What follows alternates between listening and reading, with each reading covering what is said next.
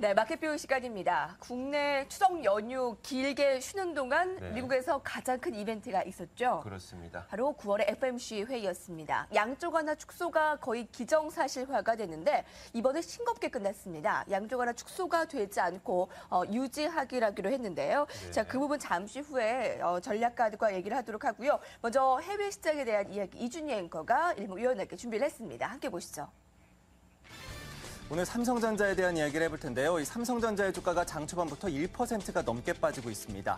외국계 증권사들이 영업이익 전망을 줄줄이 내리기 시작했고 이 국내 증권사들도 이에 동참했기 때문인데요. 먼저 화면을 보면서 함께 확인하시죠.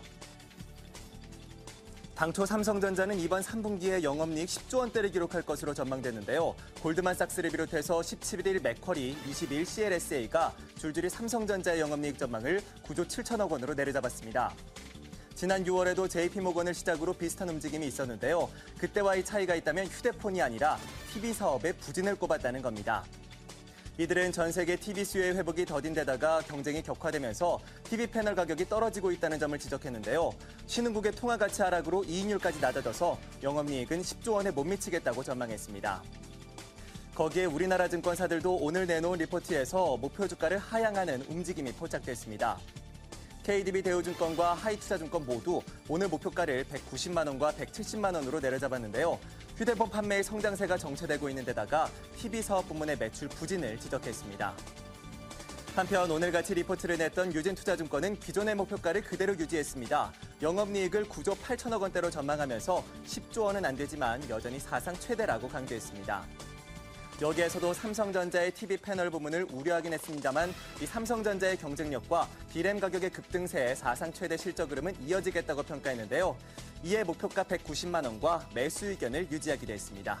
지금까지 삼성전자 관련 소식들 살펴봤습니다. 네, 앞서 삼성전자에 대한 브리핑을 들었는데요. 이거일째 하락을 나타내고 있습니다. 27일에 130만 원대로 떨어진 후 오늘 23일도 하락세를 나타내고 있는데요. 이 모바일 사업 우려로 급락했던 삼성전자가 오늘은 TV 부분까지 부진했다라는 것에 하락세가 두드러집니다. 130만 원대에서 거래가 되고 있는데 지금 증권사에서도 목표 주가를 다소 좀 보수적으로 보는 상황입니다. 대우증권에서는 목표 주가 210만 원에서 190만 원으로 낮춰 잡기도 했습니다. 자, 그렇다면 이 삼성전자의 주가 향방 먼저 저희가 FOMC 살펴보기 전에 간단하게 들어보도록 하겠습니다. 자, 오늘은요. KTB 투자증권 투자전략팀 박석현 팀장 나와 있습니다. 안녕하세요. 네, 안녕하십니까. 자, 어떻게 보십니까? 이 삼성전자의 주가 향방 지금까지는 모바일 부분만 이야기가 나왔었는데 TV 부분까지도 조금은 부정적인 의견이 나오기 시작했네요. 삼성전자의 어닝에서 좀 이익에서 차지하는 그 TV 관련 부분에 있어서의 비중은 크진 않습니다. 네. 그래서 좀 하향 조정됐다 하더라도 큰 폭은 아니라고 이제 봐야 될 것 같고요. 다만 어느 정도 좀 모멘텀으로 작용하는 것은 일단 그 IM 부분이라고 하죠. 네. 통신 부분에 있어서의 어떤 이익 율이 좀 둔화될 것으로 지금 우려가 되고 있고 실제 지금 그런 과정이 좀 진행 중이고요. 실제로 지금 증권사들의 삼성전자 3분기 실적 전망이 영업이익 기준으로 10조 원을 다 넘어설 거로서 기존에 예상이 됐었는데 대부분 지금 10조 원 밑으로 지금 9조 5천억 원 전후로 지금 하향 조정이 되고 있는 분위기인 것 같고요. 이런 분위기가 당분간은 지속이 될 것으로 예상이 되고 있습니다. 말씀하셨듯이 이제 TV 부분만이 아니라 그동안의 어떤 삼성전자 이익이 어떤 중심축으로 자리잡고 있었던 그 휴대폰 부분이죠. 핸드셋 부분이 계속 이제 이익이 좀 떨어지고 있는 부분인 것 같고요. 경쟁이 격화되면서 그 저가폰에 대한 어떤 매출 비중이 상당히 높아지고 있기 때문에 전체적인 판매 단가도 좀 떨어지지 않을까 좀 우려가 되고 있어서 삼성전자 이익은 점진적으로는 하향 조정 과정이 좀 나타날 가능성이 있고 이런 부분들을 주가가 좀 반영한다라고 봐야겠는데 주가 한 130만 원 정도대, 그러니까 140만 원 밑에 수준에서는 그렇다 하더라도 하락 압력이 크지는 않다라는 쪽으로 생각을 하시면 될 것 같습니다. 네, 알겠습니다. 삼성전자가 이틀째 하락에도 불구하고 코스피가 한 2010선에서의 상승세를 유지하고 있다는 점은 그래도 시장에 견조하다라고 좀 볼 수가 있겠나요? 네, 그렇습니다. 영업이익 확대 속도가 다소 둔화됐지만 그래도 하방 경직성은 좀 탄탄히 있다는 점은 염두에 주시면 좋을 것 같습니다. 네. 자, 이제 본격적인 이야기를 들어가 보도록 하겠습니다. 지금 그리고 또 속보가 들려오고 있는 굉장히 열시대가 바쁜 구간인 것 같습니다. 중국의 9월 HSBC 제조업 PMI 지수가 나타났는데요.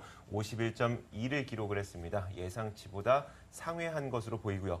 이에 따라서 상해 종합 증시 0.6% 정도 상승세로 이어지고 있습니다. 네, 51.2는 직전월의 50.1과 예상치 50.9를 모두 웃도는 수준입니다.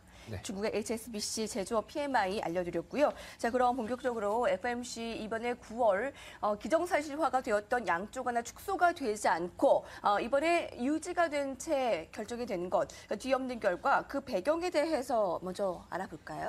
예, 일단 뭐 아침부터 많이 얘기가 이제 나왔었던 부분이죠. 일단 그 아무래도 최근 발표되고 있는 경제 지표들이 예상보다는 조금 안 좋게 나오고 있기 때문에 연준이 기존에 이제 정책 판단의 기준으로 제시했었던 경제 지표에 따라서 정책 변경을 뭐 해가겠다라는 거에 이제 비춰봤을 때는 어떻게 보면 좀 당연한 결과일 수도 있고요. 다만 이게 시장의 예상을 좀 벗어난 결과이기 때문에 시장에서는 이 부분을 약간 좀 혼란스럽게 해석이 되고 있는 것 같고요. 연준 정책에 대한 어떤 시장과의 소통 문제 이런 부분들이 약간의 문제점으로 좀 부각이 되고 있습니다. 다만 이런 부분들이 뭐 크게 부각이 되지는 않을 것 같고요. 왜냐하면 방금 말씀드렸던 대로 연준이 기존의 어떤 정책을 변경함에 있어서 가장 중요한 것은 경제 지표고 네. 거기에 따라서 정책이 좀 탄력성이 있을 수가 있다라고 언급을 해줬기 때문에 상대적으로 좀 그 둔화됐던 이런 그 경제 지표 요인들이 연준 결정을 약간 뒤로 미루게 하는 그런 요인으로 작용했던 것 같고요. 그리고 지금 그 미국 정치적인 이슈죠. 뭐 부채 한도 협상이나 예산안 협상 이런 부분들이 코앞에 있다라는 점도 9월 FOMC에서 당장 양적 완화 규모를 축소하는 어떤 정책 결정을 내리기는 조금은 이른 쪽으로 생각하게 만들지 않았을까라고 볼 수 있을 것 같습니다. 네. 자, 그렇게 되다 보니까 지금 불확실성은 사실 좀 지연이 되고 이연이 됐다라고 볼 수가 있을 것 같은데 저희가 그냥 불확실성이 이연된 걸로 봐야 될까요? 아니면 지금 경기 회복의 속도가 생각보다 못 미치기 때문에 경기 회복에 대한 지연 속도도 좀 늦춰지고 있다. 이렇게 봐야 될까요? 뭐 부정적인 부분이 있습니다. 말씀드린 대로 그 시장과의 어떤 소통 문제 그리고 지금 말씀해 주셨던 대로 미국 경제가 예상보다는 조금 안 좋은 점, 이 두 가지 점을 부정적으로 볼 수가 있는데 시장과의 소통 문제는 뭐 그리 오래 시간이 걸리지는 않을 것 같습니다. 그러니까 연준의 어떤 의사를 시장이 지금 확인을 했고 그리고 이런 부분들을 한 어느 정도 시간이 거치는 과정 속에서 시장과의 소통 문제는 좀 해결이 되지 않을까 보고 있고요. 경제 지표에 관련된 문제들도 지표 자체가 좀 둔화되고 있긴 하지만 기본적으로 미국이 뭐 그 화랑 경제다 뭐 이렇게 얘기하기보다는 점진적인 회복 기조라는 어떤 기존의 컨센서스가 있기 때문에 그 부분에서는 벗어나지 않는다라고 볼 수 있을 것 같고요. 요번에 이제 그 연준 결정 그 요인으로 해서 미국 국채 금리가 좀 많이 떨어지지 않았습니다. 실제로 5월 달 이후에 미국 경제 전망치를 약간 떨어뜨리게 된 요인 중에 하나가 중요한 요인 중에 하나가 국채 금리가 너무 급하게 이제 뛰어오르면서 부동산 경기에 마이너스 요인으로 작용할 수 있다라는 우려감이 있는데 국채 금리가 뭐 하락 기조로 전환되지는 않겠지만 상승을 하더라도 점진적인 어떤 상승 기조로 전환이 될 수 있다면 이 부분은 오히려 미국 경제 전망치를 조금씩 끌어올리는 요인으로 작용할 수도 있다라고 봐야 될 것 같습니다. 네, 실제로 실업률이 떨어진 건 노동시장이 좋아졌다라기보다 경제 참가율이 그만큼 줄어든 것이다라고 뭐 여러 가지 판단들이 제기가 되고 있는데요. 벤 버냉키가 이번에 양쪽 하나 축소를 하지 않은 것은 뭐 여러 가지 근거들이 있지만 사실 본인이 이제 임기를 얼마 남지 않게 있기 때문에 다음 차기 의장에게 그것을 공을 넘기는 것이 아니냐라는 말도 나오는데 어떻게 해석할 수가 있을까요? 일단 그 지명 과정이 좀 있겠죠. 있겠고 이제 내년부터 이제 그 새로운 연준 의장의 임기가 시작이 되는 건데 아마 그 정책 결정이 완전히 다 이제 미뤄지지는 않을 걸로 예상이 되고 있습니다. 일단 내년으로 가게 되면 연준 의장만 교체되는 게 아니라 연준 그 위원 멤버들도 일단 교체가 되게 되는데 상대적으로는 비둘기파 의원보다는 매파 의원의 성향이 약간 높아질 수가 있고요. 이런 거를 고려했을 때는 아무래도 양적 완화 규모 축소 결정은 내년으로 2월 되기보다는 그동안에 연준에서 말했던 대로 그 레이터 디스 이어리라는 표를 계속 이제 해오고 있거든요. 그래서 연말경에 있을 가능성이 높고요. 이게 원래 기존의 컨센서스였습니다. 그래서 12월 중에 결정이 될 가능성이 상당히 높다라고 봐야 될 것 같습니다. 네, 12월 중에. 자, 그렇다면 저희가 이런 FOMC 결과가 우리 시장에 미칠 영향을 좀 짚어봐야 될 것 같습니다. 연휴로 쉬는 동안 사실 글로벌 증시는 어느 정도 혼조세를 보였고 대신 신흥국에서 급락세도 나타났고 반면에 금값은 갑자기 급등하기도 하고 급락하기도 하고 굉장히 혼란스러운 모습을 보였거든요. 우리 시장은 지금은 좀 조용하긴 한데 좀 앞으로의 영향을 어떻게 봐야 될까요? 일단 단기적으로 좀 혼란스러울 수가 있습니다. 일단 그 우리나라 연휴 기간 동안 흐름을 보게 되면 미국 시장도 좀 등락이 있었지만 특히 네. 이제 위험 자산의 어떤 척도라고 볼 수 있는 그 은값이 그 FOMC 결정 당일날 한 7에서 8% 정도 급등을 했었는데 네. 오히려 이제 주말 지난 금요일이죠. 그러니까 미국 시간으로 금요일 날은 한 6% 정도 또 급락을 그렇죠. 했습니다. 그러니까 네. 변동폭이 상당히 있었다라는 얘기고요. 이 얘기는 FOMC 결정에 대해서 시장의 어떤 찬반 양론이나 어떤 논쟁이 좀 대립을 하는 과정에 있다라고 봐야 될 것 같고요.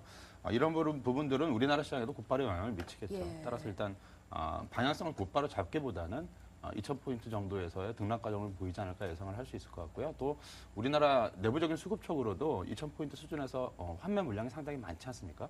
그걸 어떤 소화할 수 있는 어떤 기간이 좀 필요하기 때문에 등락 과정 속에서 매물 소화 과정이 좀 진행이 되지 않을까라고 예상을 해볼 수가 있을 것 같습니다. FOMC 회의 이번 결정이 금융시장과 실물시장에 영향을 두 가지로 나눠볼 수가 있을 텐데 금융시장은 처음에는 화답을 하다가 예. 다시 이런 상황인 것 같고요. 예. 좀 실물 경제에는 좀 부정적으로 영향을 미칠 것 같은데요. 자, 이제 큰 이벤트가 하나 지나갔으니까 이제 앞으로 좀 증시 영향에 미칠 만한 영향들 또 뭐 대거 남아 있죠. 예, 그렇죠. 일단 월말이기 때문에 경제지표 발표들도 많습니다. 뭐 지금 방금 중국 그 HSPMI 지수가 네. 이제 발표가 됐는데 좋게 발표됐지 않습니까? 중국 지표들은 나쁠 것은 없을 것 같습니다. 긍정적으로 발표가 될 것 같고요.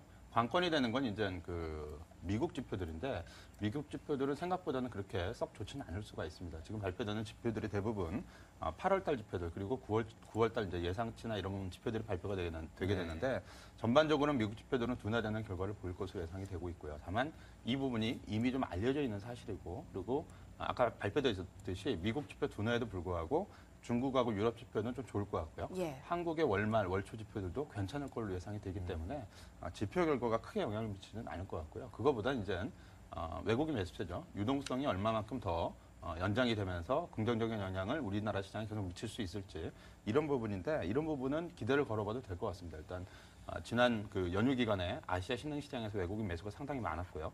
그리고 미국 그 펀드로도 이머징 마켓 펀드로도 유동성 배분이 상당히 강하게 계속 이루어지고 있기 때문에 네.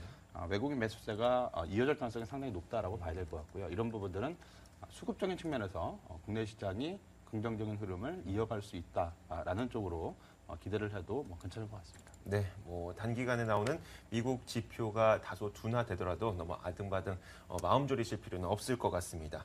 KTB 투자증권 박석형 투자전략팀장과 함께했습니다. 고맙습니다. 예, 감사합니다.